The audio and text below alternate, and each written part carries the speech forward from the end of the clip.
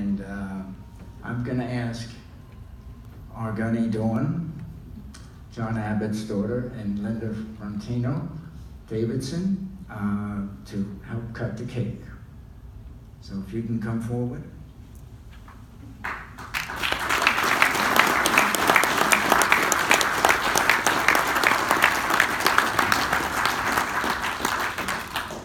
Before we do that, I think Sergeant Flanagan wanted to just say one thing about either his journey. Okay. Tom gave me 2 minutes. I'm sorry, I'm taking 5. I have a solemn obligation to my friend Joanne Lyles to tell a story of her son and another Marine wherever I go. I didn't do it one time. I didn't sleep for a week, so I have to tell a story. On April 27, 2008, Lance Corporal Jonathan Yale from Sag Harbor, New York, 1st Battalion, 9th Marines, was at a post with Corporal Jonathan Yale from West Virginia. Jordan grew up in Sag Harbor. He got a private pilot's license by the time he was 16. He lived a privileged life. Corporal Yale grew up in West Virginia, son of biracial parents. His mother was 17 when he was born. He was married in the process of getting a divorce, and his wife was pregnant. These two guys had nothing in common other than that eagle globe and anchor that they wore so proudly. They assumed their post at 0700 on April 22nd, 2008, and within seconds, they both heard the sound of an oncoming vehicle. They were in a compound. What leading to the compound was an alleyway filled with Jersey barriers. They got up, they looked, they saw a truck coming at them at high speed, careening around the Jersey barriers, and they reacted as every man in this view proved. Every man and woman has always ever worn an eagle globe and anchor would act. They stood up, assumed the offhand position, and started firing at the vehicle. The time they heard the sound until they left this planet was 6 seconds. They stood up, did sight picture sideline, and did what they knew they had to do. Corporal Yale died instantaneously. Lance Corporal Herder would pass 6 hours later. Now, Chief of Staff John Kelly, then Lieutenant General John Kelly, did the investigation himself to ensure it would be treated with respect that was needed to at Headquarters Marine Corps. In his words, I had to do this before some weenie at Headquarters Marine Corps did something stupid. The result of his investigation was that both Marines were awarded the Navy Cross. And in the process of doing the investigation, and this is what I love most about this story, is every time General Kelly ran into a Marine, he would look at them in the eye and say to himself, would this Marine react as Corporal Yale and Lance Corporal Herder? And something that should fill everybody in this room with nothing but pride. The answer was unequivocally yes. And that's my motivation every day.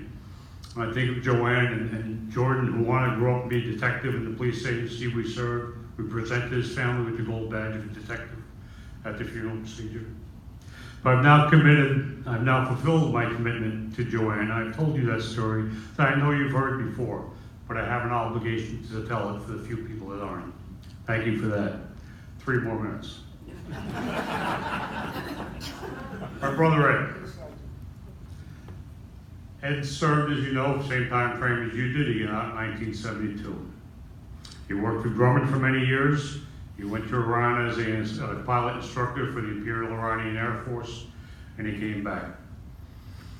And unlike the crazed Vietnam vet of Hollywood in the 1970s, he did like most of the people in this room did. You came home from Vietnam, you had a career, you had a family, you fulfilled community obligations. And as the VA would discover about 20, 25 years ago, that so many of those men had been dealing with life, but shoving Vietnam down back in the back parts of their mind. Came a day in 1993, I think it was, Ed came over to my house, 2003, I apologize, early on a Saturday morning, and my wife realized it's not his usual behavior because I'd been sitting down having a cup of coffee talking with me. We were not the closest of brothers, only because he was 9 years older than me. She realized something was going on, and she said, I'm going shopping, and she left. Ed was under some pretty severe treatment at the VA for PTSD, and he said part of it was to explain himself. And I explained to him, you have no need to explain anything in your life to me. He went on to tell me that on August 8th, 1969, and those of you who knew Ed will appreciate this, he was returning from a mission to Irakuni, flying past Hiroshima and Nagasaki Tower for permission to do a zip down Main Street, Hiroshima, to remind them what they had foolishly undergone 50 years earlier on the same day. That wasn't well received, believe it or not, by Marine Corps brass. That was August 8th, 1969. I think Ed was with Bravo or Delta 11 on August 10th, 1969. They did not waste any time, take him out of the plane and put him in the ground. Ed was wounded in action 3 times those last 3 months of Vietnam, and one incident that came down to hand-to-hand combat.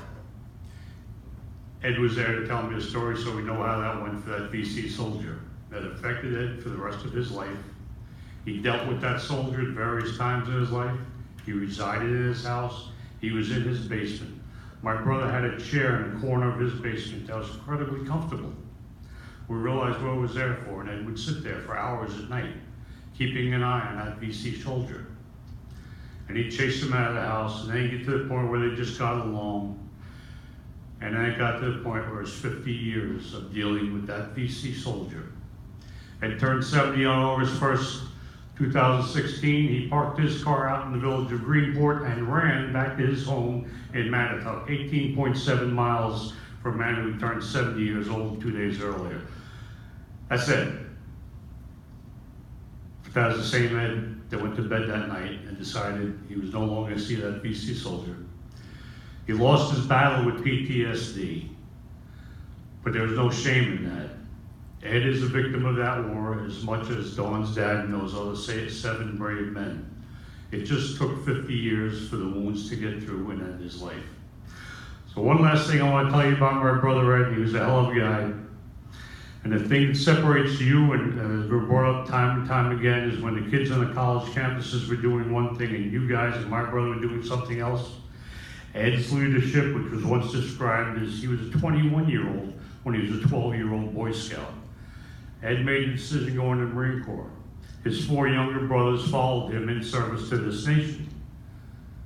Had Ed made that decision in 1965 to go north across the border, his 4 brothers would have followed him because that was Ed. We would not have questioned what he did. But we know he didn't do that. He did the good and he did the honorable thing. And that's why we're here tonight. And I want to thank each and every one of you from the bottom of my heart for the invitation to be here today. It's going to mean the world to my family that I was here. It's going to mean the world to him, to these people at the sword is used tonight. Thank you very much, ladies and gentlemen. Semper Fidelis.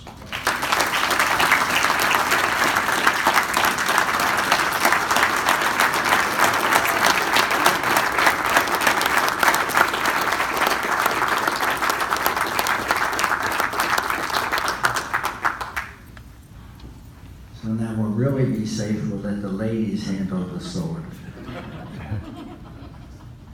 But traditionally, the first piece of cake goes to the guest of honor. As you know, our guest of honor tonight is Brigadier General Ryan Heritage, who was gracious enough to let us watch the birth of a Marine yesterday. That's big enough for me, that piece. My wife knows that's true. Whoa. Good job, John. Hold on.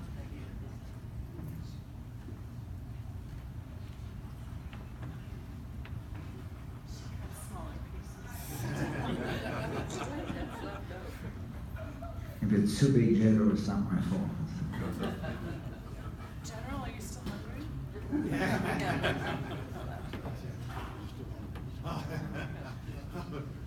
Don, you know, you're the boss.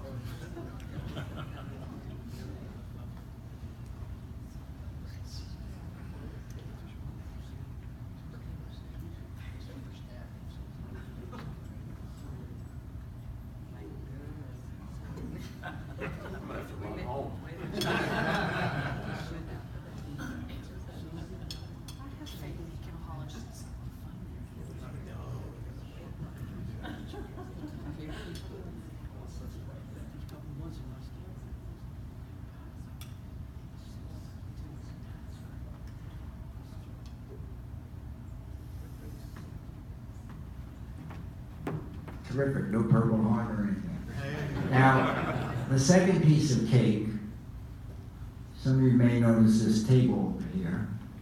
What we'd like to do tonight is symbolically, the second piece of cake will go to our 39 casualties of life and our 8 killed in action and our 4 other brothers. So all of our brother Marines who have passed on to their final duty station, the second piece of the cake will be for their table over there.